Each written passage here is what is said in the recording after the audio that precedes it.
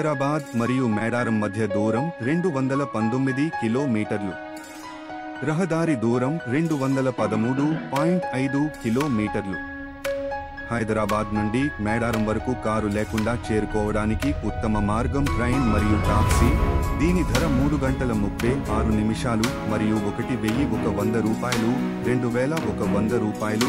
సమ్మక్క సారలమ్మ దేవాలయంలోని ప్రధాన దైవం. ఇద్దరు ధైర్యవంతులు తమ సంఘం మరియు దాని అభివృద్ధి కోసం పాటుపడ్డారు. వారు యుద్ధంలో అమరవీరులయ్యారు.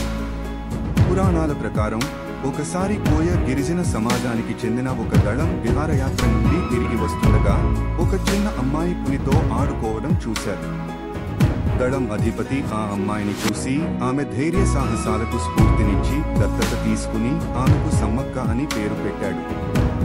తరువాత ఆమె పొరుగు గిరిజన సమూహం యొక్క ప్రధాన వ్యక్తిని వివాహం చేసుకుంది మరియు సారక్క అనే కుమార్తెను కలిగి ఉంది.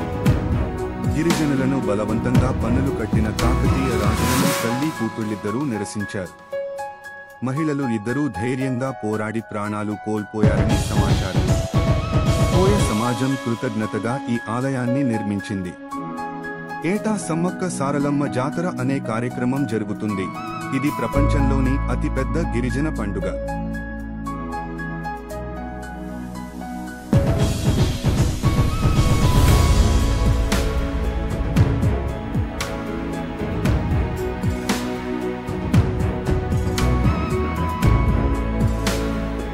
దేవతలను 10 నుంచి 12 వరకు రోజుల పాటు అడవి నుండి ఒక ప్రదేశానికి తీసుకువస్తారు.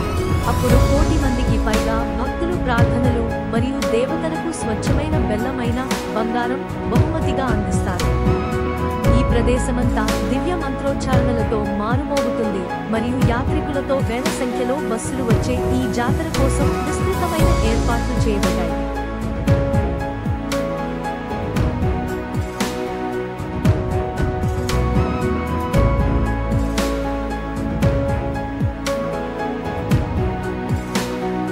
మాఘమాసంలో సుధా పౌర్ణమి నాడు అంటే పౌర్ణమి నాడు సాయంత్రం సారక్కను సంప్రదాయబద్ధంగా అడవిలోని కన్నెబోయినపల్లె గ్రామం నుండి తీసుకువచ్చి ఆపై చెట్టు కింద పెంచిన మట్టి వేదికపై ఉంచడంతో అసలు పండుగ ప్రారంభమవుతుంది.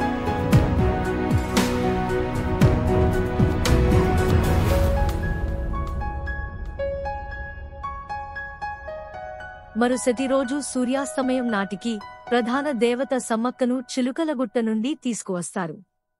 2 వేదికలు ఉన్నాయి. ఒకటి సమ్మక్క దేవత మరియు మరొకటి సారక్క దేవత కోసం.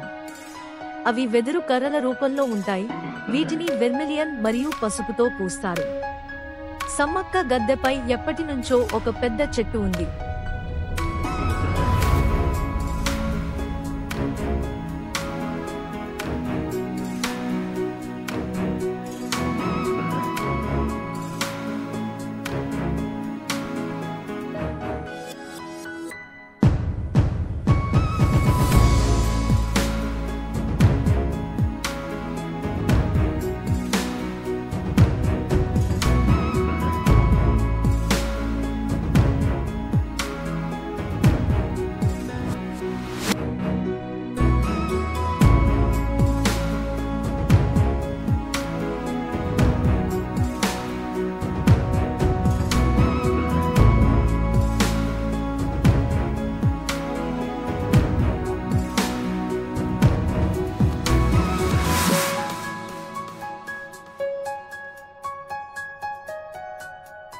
జంపన్న వాగును మొదట సంపంగి వాగు అని పిలుస్తారు. ఇది గోదావరి నదికి ఉపనది.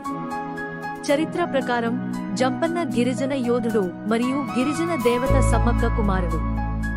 ఆ ప్రవాహంలో కాకతీయ సైన్యంతో జరిగిన యుద్ధంలో మరణించినందున జంపన్న వాగు అతని పేరును పొందింది.